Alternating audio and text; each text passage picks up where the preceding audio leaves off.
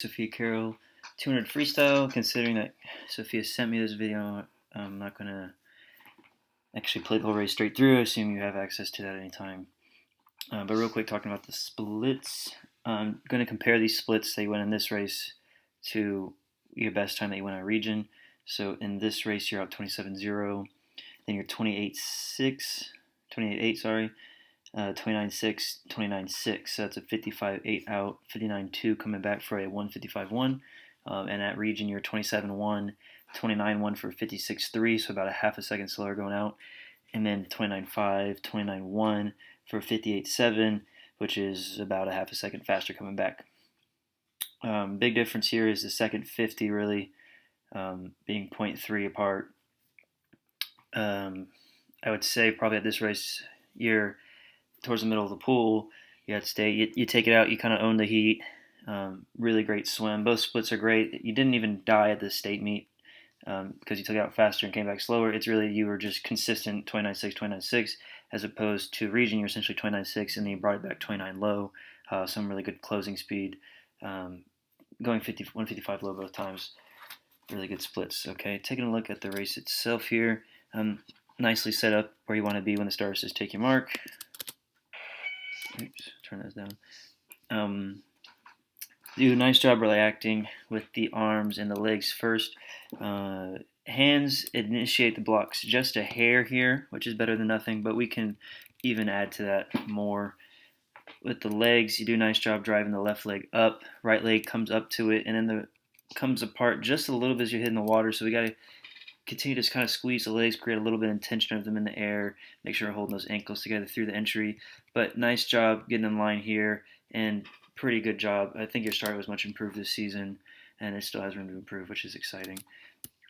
Notice here in the beginning, a couple of your breakouts, you're kind of coming up. I mean, it's hard to tell from this angle. My assumption is that you are lifting the chin a little bit, and it's causing you to kind of aim up instead of forward. So you just got to make sure you're keeping that head nice and flat in a neutral position, looking straight down towards whatever line's on the bottom of the floor.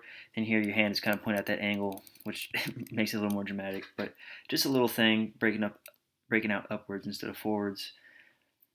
You do a real nice job throughout the race, finishing through the hips. Breath pattern is pretty consistent throughout the race. Towards the end of the race, you do have a couple double breaths, which I'll point out when we get there. You set up the hands in a really nice position. You see here, the hand is, I'll pause it on the other way back here. The hand getting set up right here is really nice. As I've said before, I kind of like coming over the top a little bit and leading with the hand more than the elbow. But you do have a nice smooth entry, and you set your hand up in a really great position to get a good catch. Notice here, though, your hands up front, you're pulling as you breathe. In 3 strokes, probably a little easier to see with that outside arm. So notice how far your arm is down here, and you're still taking the breath. So I think one big thing for you to think about moving forward is holding that arm up front. It's going to feel a little bit more like catch-up than maybe you're used to, but it'll really allow you to have a more powerful pull, more efficient stroke throughout your races.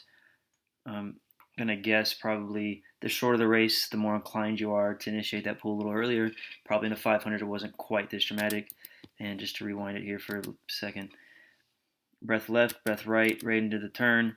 Double breath with your last stroke being the double breath is really inefficient going to the wall. And that is a little disappointing.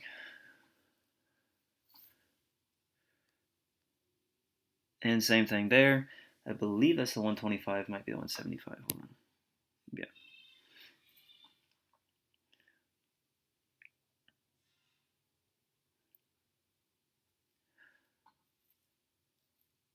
No double breath there, so that's good. So as you're getting more tired, you're not breaking up quite as far upwards, but notice you are just kind of skimming the surface here.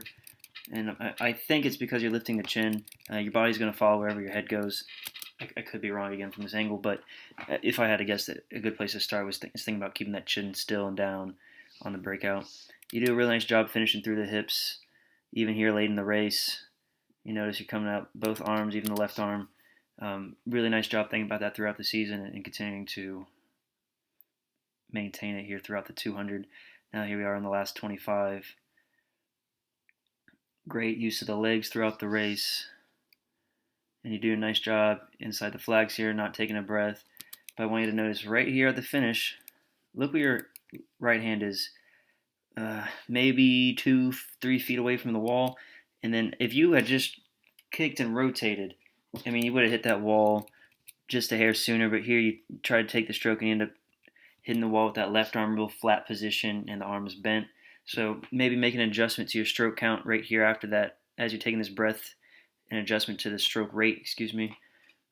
Or just, I mean, really, I mean, you just take a couple, I mean, it's a fraction of a second, but it would allow you to make this stroke right here an elongated reaching stroke as opposed to this short stroke right here. Ultimately, very nice race, couple of 155s in the season, exciting stuff. Nice job.